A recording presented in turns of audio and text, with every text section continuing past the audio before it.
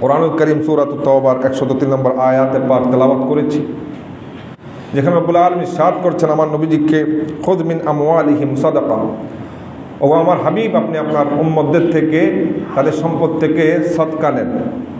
কি জন্যে? তুতাহহিরুহুম, এই সদকা নেওয়ার মাধ্যমে আপনি তাদেরকে পবিত্র করবেন। ও তুযাক্কিহিম, এবং তাদের অন্তরের যে ময়লা আছে এগুলাও আপনি সদকা নেওয়ার মাধ্যমে পবিত্র করে দেবেন। জোরে বলি না সুবহানাল্লাহ। ওয়া সাল্লি আলাইহিম, এবং আপনি তাদের জন্য দোয়া করেন। কেন? ইন্না সালাতাকা সাকানুল লাহুম, কারণ আপনার এই দোয়াটা তাদের জন্য শান্তির, বড় শান্তির। একটু জোরে বলি না সুবহানাল্লাহ।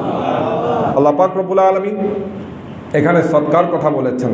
আলোচনা আজকে সদকাতুল ফিতর সম্পর্কে, কারণ এটা একটা গুরুত্বপূর্ণ বিষয় ইসলামের মধ্যে। ইসলামী অর্থনীতির ক্ষেত্রে যাকাত যেরকম, সদকাতুল ফিতরও ইসলামী অর্থনীতির একটা গুরুত্বপূর্ণ বিষয়, যেটার মাধ্যমে আমাদের গরিব মিসকিন যারা আছেন, বিশেষ করে ঈদের দিন অনেকের হয়তো ক্ষমতা না থাকার কারণে তারা ঘরের মধ্যে, আজকে মনে করেন সামর্থ্য আপনার আছে, আমার আছে, ঈদের দিন আমাদের বিভিন্ন ধরনের আইটেম আমরা ঘরে প্রস্তুত করি, আমরা ছেলে মেয়েদের জন্য বিভিন্ন ধরনের কাপড় চোপড় আমরা ইন্তজাম করি, কিন্তু দেখা যায় অনেকের কাছে সামর্থ্য না থাকার কারণে তারা এগুলো করতে পারছে না। তো আমার আল্লাহ আমার নবীজির মাধ্যমে এমন একটা সিস্টেম চালু করে দিয়েছেন, যেটার মাধ্যমে আপনিও আনন্দ করলেন আর যারা গরিব মিসকিন আছে তারাও আনন্দ করার সুযোগ পাচ্ছেন। সেই জন্য আমার আল্লাহ বলছেন, তো লাভটা কি? আপনি সাদকা দিয়েছেন।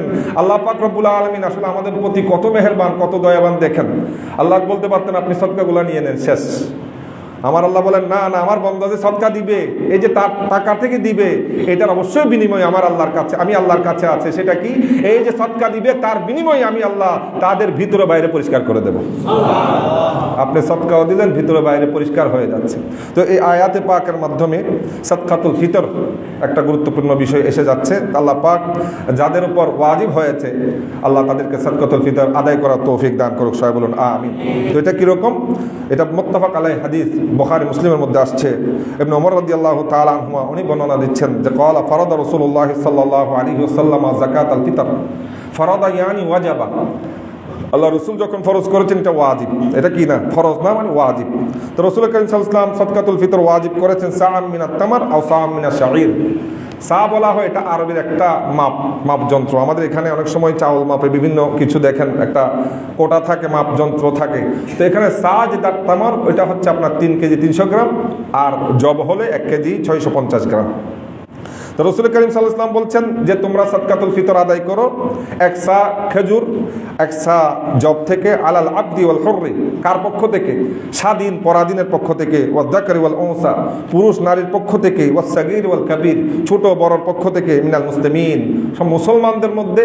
এখন তো দাস প্রথা নাই, তখন ছিল বিদায়। আমার নবীজি বলছেন যে মুসলমানদের মধ্যে আপনার যিনি স্বাধীন তার পক্ষ থেকে, যিনি পরাধীন গোলাম তার পক্ষ থেকে, যিনি পুরুষ তার পক্ষ থেকে, যিনি মহিলা তার পক্ষ থেকে, যিনি ছোট তার পক্ষ থেকে, যিনি বড় তার পক্ষ থেকে, মুসলমানদের মধ্যে আমার নবীজি এই সদকাতুল ফিতরটা ওয়াজিব করেছেন। হুজুর বলেন সুবহানাল্লাহ।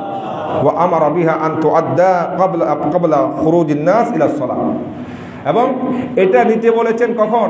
বলে নেবে আনলে নিবা না, নামাজে যাওয়ার আগে আগে তোমরা এই সদকাতুল ফিতরটা আদায় করে দাও।